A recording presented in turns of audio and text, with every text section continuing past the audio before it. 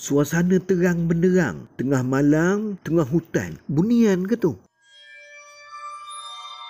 Saya sekarang ini sedang melalui Jalan Cenor Lama, Temerloh. Di sebelah atas, sebelah kiri saya dipanggil orang sebagai Bukit Berut. Sebenarnya sudah lama saya dengar bahawa Bukit Berut ini adalah tempat persembunyian bunian selain daripada Lubuk Teluk. Pelbagai cerita dan peristiwa didengar bagi melogikkan wujudnya komuniti orang halus itu di kawasan ini. Yang terbaru, saya dengar sendiri dari seorang ketua kampung yang melalui jalan ini dengan berkereta untuk pulang ke rumah sekitar jam 12.30 malam. Melintas sahaja kawasan ini, beliau terdengar bunyi riuh rendah hingar-bingar seolah-olah orang sedang berkenduri atau berpesta. Apabila mendongak ke atas bukit hutan itu, dengan mata lendirnya sendiri, ternampak suasana terang benderang. Ada bunyi-bunyian yang tidak difahaminya. Sedangkan mustahil ada manusia di situ pada waktu itu. Walau bagaimanapun,